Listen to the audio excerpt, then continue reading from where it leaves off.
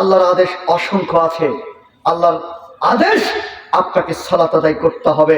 সালাত আদায় করতে বলেছেন, তাহলে আপনি আপনার দিলকে আপনি প্রশ্ন করেন, বুকে হাত দিয়ে বলেন, আপনি কতদিন বয়স চলছে 55, বয়স চলছে 40, বয়স চলছে 30, কতদিন আপনি সালাত আদায় করেছেন বলেন।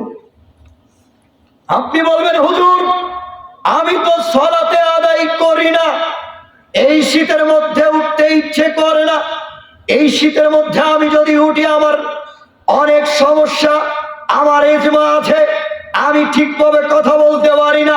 বুঝলাম আপনার এজমা আছে, ঠান্ডার সময় উঠলে সমস্যা হয়, তাহলে আপনি কম্বলের নিচেই আপনি সেই মাটি দিয়ে তায়াম্মুম করেই সালাত আদায় করুন।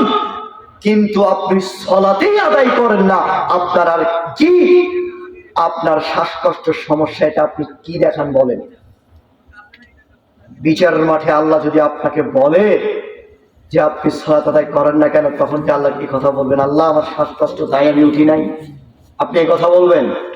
এ কথা কিন্তু আপনি বলবেন না। তো আল্লাহর আদেশ তোমরা সালাত আদায় করো, কিন্তু আপনি সালাত আদায় করেন না, তাহলে আপনি পথভ্রষ্ট হবেন কিনা বলেন, হবেন কিনা বলেন। দলিলটা বলেন তো, কত নম্বর সূরা, কত নম্বর আয়াত বলেছি? সূরা আহজাবের 36 নম্বর আয়াত। যখন আল্লাহ এবং তার রাসূলের পক্ষ থেকে যখন কোনো নির্দেশনা এসে যায়, এই নির্দেশনাটা পালন করার ব্যাপারে কারো আর ইখতিয়ার থাকে না। তো আল্লাহর আদেশ আপনি সালাত আদায় করেন। এখন যে আপনি ইচ্ছা হলে সালাত আদায় করছেন, ইচ্ছা হলে সালাত আদায় করছেন না, তাহলে আপনি কত বড় খারাপ তাহলে হিসাব করেছেন।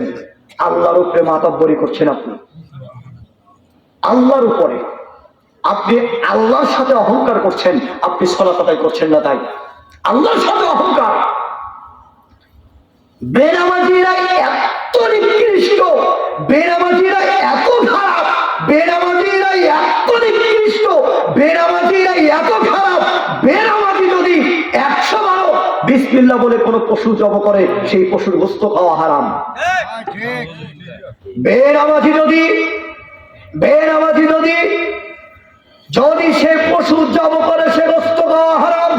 ও মুরব্বী, আপনি বাজারে গিয়েছেন, আপনি বাজারে গিয়ে মুরগিওয়ালার কাছে আপনি গিয়েছেন, সেই মুরগিকে আপনি তার শরীর থেকে আপনি ফোড়া সরিয়ে দিবেন, তাই তো দোকানদারকে বলছেন, দোকানদার মুরগিটা তোমরা জব করো, আমি আরেকটু বাজার নিয়ে আসি। আপনি বিবেচনা করলে না ও সালাত আদায় করছে কিনা, সালাত আদায় করে কিনা, বিবেচনা আপনি করেন না। করেন? যে জব করে শরীর থেকে সেই পশমগুলো সরিয়ে ফেললো, সেই পশম সে বিসমিল্লাহ আপনি বলছেন, ও তো বিসমিল্লাহ বলছে, সমস্যা কি? তো যে সালাত আদায় করে না, ওই পশু, ওই মুরগির গোশতটা আপনি খাচ্ছেন, এটা হারাম, এটা জানেন। আপনাকে বিবেচনা করে ওকে জব করতে দিতে হবে। বেনামাজিরা এত খারাপ, এরা পশু জব করলে সে গোশত খাওয়া যায় না। বেনামাজি এত খারাপ, এদের জানাজারে অংশগ্রহণ করা যায় না। বেনামাজি এত খারাপ, এদের জানাজারে অংশগ্রহণ করা যায় না। বেনামাজি এত নিকৃষ্ট, বেনামাজি এত খারাপ, বেনামাজি এত নিকৃষ্ট, বেনামাজি এত খারাপ। আল সালাফরা বলছে, যখন কোন বেনামাজিকে কবরে রাখা হবে, তখন আমরা কবরে রাখার সময় বলি বিসমিল্লাহি ওয়া আলা মিল্লাতি রাসূলিল্লাহ, আমি রাসূলের মিল্লাতে কবরে রাখলাম, রাসূলের মিল্লাতে কবরে রাখলাম।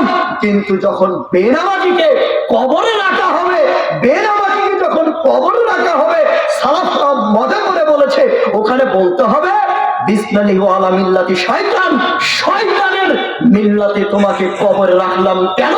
তুমি এতদিন শয়তানের দাসত্ব করেছো, শয়তানের গোলামি করেছো, শয়তানের অপরাধই বলে তুমি সালাত আদায় করনি, তাই তোমাকে শয়তানের মিল্লাতে কবরে রাখলাম।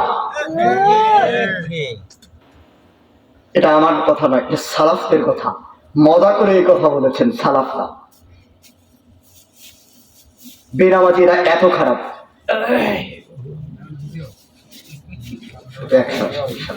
তাহলে বেনামাজি এত খারাপ, এদের কি করতে হবে বলেন তো? এদের কবরে রাখার সময় শয়তানের মিল্লাতে রাখতে হবে। আপনার বউ যদি সালাত আদায় না করে, আপনি সেই জানাজারে অংশগ্রহণ করতে পারবেন না। আপনার ভাই যদি সালাত আদায় না করে, তার জানাজারে আপনি অংশগ্রহণ করতে পারবেন না। আপনার বাপ যদি সালাত আদায় না করে, আপনার বাপ যদি সালাত আদায় করে, সেই বাপের জানাজারে অংশগ্রহণ করতে পারবেন না। আপনার মা যদি সালাত আদায় আদায় না করে তারা জানাজারে আপনি অংশগ্রহণ করতে পারবেন না। কেন? আল্লাহর নবী তার মায়ের জন্য দোয়া করতে চেয়েছিলেন, আল্লাহ দোয়া করার অনুমতি দেয়নি। আল্লাহর নবী তার পিতার জন্য দোয়া করতে চেয়েছেন, সে তার পিতার জন্য দোয়া করতে দেয়নি আল্লাহ। আল্লাহর নবী তার চাচার জন্য দোয়া করতে চেয়েছেন, কিন্তু আল্লাহ তাকে অনুমতি দেয়নি। বেনামাজি এত খারাপ, এদের জন্য কোনো রহমতের দোয়া করা যায় না। বেনামাজি এত নিকৃষ্ট, এদের জন্য মাগফিরাত চাওয়া যায় না, এদের জন্য ক্ষমা চাওয়া যায়